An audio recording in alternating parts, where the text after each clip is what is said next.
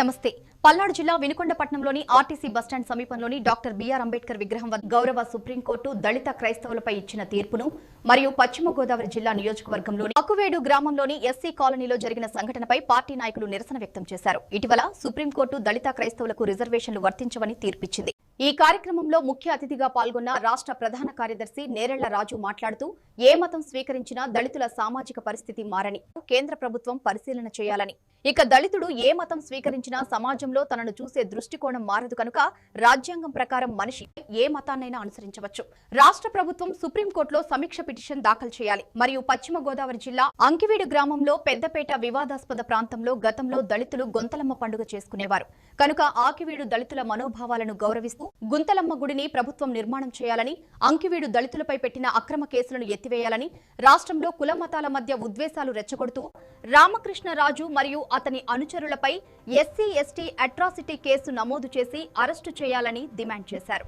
లేకపోతే రానున్న ఎన్నికల్లో తీవ్ర పరిణామాలు ఎదుర్కోవాల్సి వస్తుందని వినుకొండ బహుజన సమాజ పార్టీ నుండి హెచ్చరిస్తున్నామని అన్నారు. ఈ కార్యక్రమంలో పల్నాడు జిల్లా బహుజన సమాజ్ పార్టీ మాజీ ఉపాధ్యక్షుడు ఖమ్మంపాటి నాగవంశీ, పార్టీ నియోజకవర్గ నాయకులు పోనూరి జాన్సన, ఎనుబరి వారప్రసాద్, ఒత్తికోతి శివప్రసాద్, పత్ర వెంకటయ్య, వల్లెపు రమేష్ బాబు, సంపెంగుల మారిబాబు, దుపతి విజయ్, గడ్డల అవినాష్, కోతి సంపెంగలు మోస, గాలివుట్టి పవన్, శ్రీరామ్ ఆనంద్, సంపెంగల ప్రేమ్, అలెగ్జాండర్, కిన్నెర ధర్మతేజ.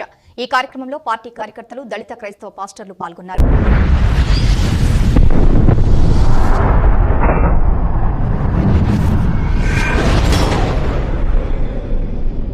మిత్రులారా, ఇక్కడ ఉన్నటువంటి బహుజన సమాజ్ పార్టీ కార్యకర్తలకు, నాయకులకు, అట్లాగే వివిధ క్రైస్తవ సంఘాల నుంచి పాస్టర్లకు, మీడియా మిత్రులకి అందరికీ కూడా ధన్యవాదాలు తెలియజేస్తూ, ఈవేళ కేంద్ర రాష్ట్ర ప్రభుత్వాలు మరి దళితులు, అట్టడుగు వర్గాలు, బలహీన వర్గాలకు వ్యతిరేకంగా ఈవేళ పెద్ద ఎత్తున కుతంత్రాలు చేస్తున్న విషయం మీ అందరికీ తెలిసిందే.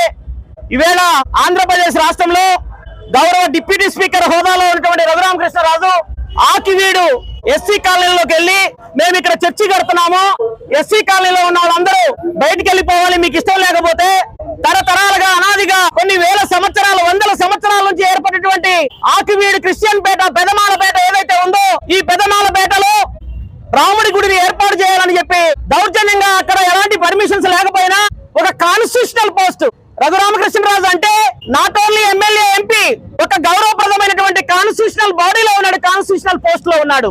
ఈ కాన్స్టిట్యూషన్ పోస్ట్ లో ఉన్న వ్యక్తి 45 వాహనాలు తీసుకొని పల్లె మీద పడి మేము ఈ పల్లెలో మసీదు రామాలయం కడతాము, ఎవడు అడ్డొస్తాడో చూస్తాము, రాముడి గుడి కట్టి తీరుతామని ఈవేళ మొత్తం భారతదేశంలోనే, ఆంధ్రప్రదేశ్ లోనే దళిత ప్రజానికాన్ని ఛాలెంజ్ చేస్తున్నటువంటి విషయం మీ అందరికీ తెలిసిందే. ఒక పక్క ఈ దేశంలో చాలా మంది మిత్రులు ఉన్నారు. ఇక్కడ ఎక్కడైనా కానీ ఇవాళ మతం మారితే కులం మారిద్దనేటువంటి పరిస్థితి భారతీయ సామాజిక వ్యవస్థలో లేదు. భారతీయ సామాజిక వ్యవస్థలో ఏ సామాజిక వర్గంలో పుట్టాడో వాడు ఎన్ని మతాలు మారినా, ఎన్ని బౌద్ధ మతాన్ని స్వీకరించినా, లేదంటే హిందూ మతాన్ని స్వీకరించినా, ముస్లిం మతాన్ని స్వీకరించినా, పుట్టుకతో తల్లిదండ్రులతో మరి జెనెటికల్ గా వచ్చినటువంటి కులం ఎట్టి పరిస్థితుల్లో మారదు. కులం అనేది ఈ దేశంలో ప్రధానమైనటువంటి కారణం వెనకబడతనానికి. ఈ కులాన్ని నిర్మూలించాలని, ఈ కులాన్ని రద్దు చేయాలని అనేక మంది మహాపురుషులు వేల సంవత్సరాలుగా ఈ దేశంలో మహాత్మా జ్యోతిరావు పూలే, గౌతమ బుద్ధుడి నుంచి వాళ్ళ మాయావతి వరకు పోరాటం చేస్తా ఉన్నారు. అయితే ఏ మనిషి ఏ కులంలో పుడతాడో ఆ మనిషికి ఆ కులంలోనే ఉంటాడు. పుట్టిన కాడ నుంచి, తల్లి గర్భంలో నుంచి పుట్టిన కాడ నుంచి మళ్ళీ మట్టిలో చనిపోయేంత వరకు కూడా ఆ కులం మారదు. ఒక పక్క దురదృష్టకరం, కోర్టులు ఇచ్చినటువంటి తీర్పుని విమర్శించినటువంటి పరిస్థితి మన దేశ రాజకీయ వ్యవస్థలో లేదు. కానీ సుప్రీంకోర్టు చాలా బాధాకరంగా, చాలా దారుణంగా ఈవేళ దళిత క్రైస్తవులు ఎస్సీలుగా వర్తించదని చెప్పి సుప్రీంకోర్టు ఇచ్చినటువంటి తీర్పుని ఒక పక్క దేశంలో దళిత వ్యవస్థని వెంటాడుతూ ఉంటే, భారతదేశంలో అట్లాగే ఈ ఆంధ్రప్రదేశ్ రాష్ట్రంలో కూటమి ప్రభుత్వంలో భాగస్వామి అయినటువంటి వ్యక్తి ఈ రఘురామకృష్ణరాజు చాలా దారుణంగా చర్చిలకి నోటీసులు ఇప్పిస్తున్నాడు, పాస్టర్ల మీద కేసులు పెట్టిస్తున్నాడు. ఇవాళ ఆకివీడు మాలపేట మీద 10 సెక్షన్లు వేసి ఎఫ్ఐఆర్లు చేసి 70 మందిని ఇప్పటికే దళితుల్ని అరెస్ట్ చేశారు. అట్లాగే ఎస్సీ కాలనీ మీదకి, దళిత పేట మీదకి రఘురామకృష్ణరాజు వెళితే ఆయన వెళ్ళిన ఒక్క సెకండ్ లో చంద్రబాబు నాయుడు గారు స్టేట్మెంట్ ఇస్తాడు. ఏమని? అయ్యో దళితులు రఘురామకృష్ణరాజు మీద దాడి చేశారు, ఖండించండి అని. మన మిత్రుడు డిప్యూటీ సీఎం పవన్ కళ్యాణ్ 5 నిమిషాల్లో స్టేట్మెంట్ ఇచ్చాడు. ఏమని? అయ్యో దళితులు దాడి చేశారంటే ఎస్సీ వాళ్ళు రఘురామకృష్ణరాజు మీద దాడి చేశాడు. రఘురామకృష్ణరాజు గారి మీద ఎవరు దాడి చేయలేదు. రఘురామకృష్ణరాజు గారు 40 వాహనాలు తీసుకెళ్లి దళితుల్లో చర్చిలో ఉన్నారని దారుణంగా కొట్టి వాళ్ళ మీద కేసులు పెట్టించాడు.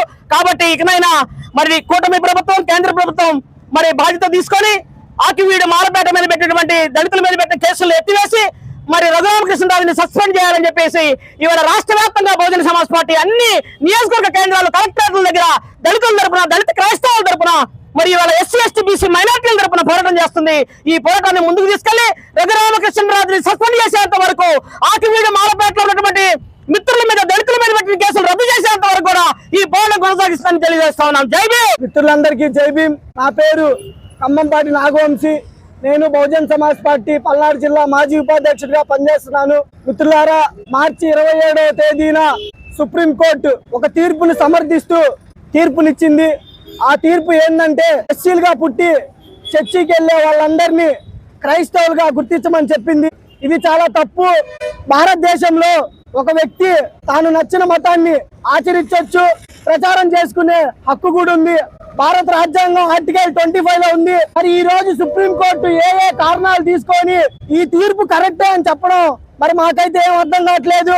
ఇటు చూసుకుంటేనేమో మమ్మల్ని ఏ గుళ్ళోకి రానీరు, గుళ్ళల్లో బ్రాహ్మణ క్షత్రియ వైశ్య మేము శూద్రులుగా ఉన్నాం. ఈ రోజు అభివృద్ధి చెందే ఉన్న కమ్మారెడ్లు కూడా శూద్రులే. మరి వాళ్ళకి ఆ విషయం తెలీదు. మరి సుప్రీంకోర్టు ఈ విషయాన్ని ఆలోచన చేసుకొని మరి మేమేమో చర్చికి వెళ్తేనేమో మమ్మల్ని రిజర్వేషన్లు రద్దు చేస్తాం, మీకు రిజర్వేషన్ ఉండదు, ఎస్సీ ఎస్టీ కేసు పెట్టే హక్కు ఉండదు అంటున్నారు. మరి సుప్రీంకోర్టు కానీ కేంద్ర ప్రభుత్వాలు ఆలోచించి భారతదేశంలో ఉన్న అన్ని గుళ్ళల్లో ఎస్సీలు పూజారులుగా చేసి వాళ్ళతో పూజలు కానీ పెళ్లిళ్ళు కానీ చేయించే పని చేయండి. అట్లా మీరు చేయరు. మరి చర్చికి వెళ్తేనేమో రిజర్వేషన్లు రద్దు చేస్తామని చెప్పారు.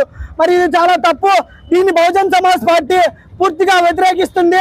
ఈ రోజు ఇది ఒక కుట్ర ప్రకారం జరిగింది.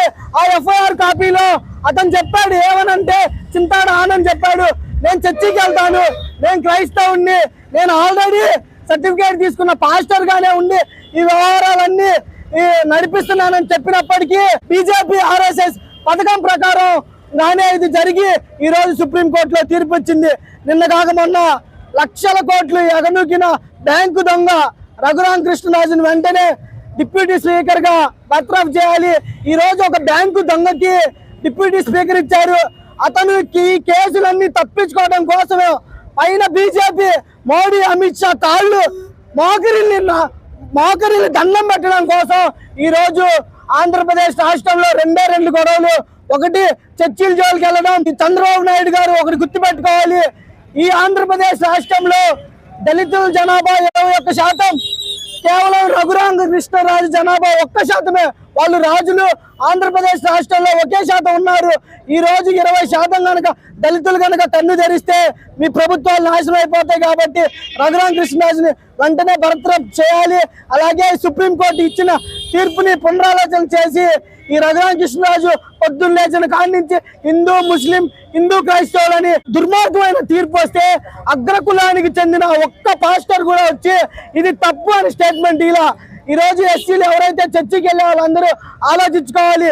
వాళ్ళ దగ్గరికి వెళ్ళి మీరు వాళ్ళ చర్చి ఎదగడానికి కానీ వాటికి అన్నిటికీ చేస్తారు, కానీ మన కోసం మన సమస్య నిలబడే పాస్టర్ కూడా మనకి కావాలి. ఇంకోటి ఏంటంటే పాస్టర్లు అందరూ అగ్రకులానికి చెందిన వాళ్ళే. కేపాల్ కానీ అనిల్ కుమార్ కానీ ఇంకా మిగిలిన ఎవరైతే క్రైస్తవాన్ని నడిపిస్తున్న వాళ్ళలో ఒక్కరు కూడా ఎస్సీలు లేరు. ఇది మనందరం గమనించుకోవాలి. మనకేం జరుగుతుంది అనేది తెలుసుకోవాలి. కాబట్టి మిత్రులారా, ఈ రోజు ఒక ఎస్సీల మీద ఇచ్చిన తీర్పు కాదు, ఇది రిజర్వేషన్లు ఎత్తేసే కుట్రని తెలియజేస్తూ సుప్రీంకోర్టు ఈ తీర్పుని మరోసారి పునరాలోచన చేసుకొని రఘురామకృష్ణరాజు వెంటనే పదవి నుండి తొలగించి ఎమ్మెల్యే కూడా అతను అన్ఫిట్.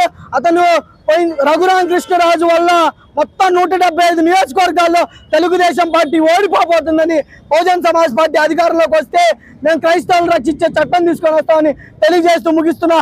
జై భీమ్, జై భారత్.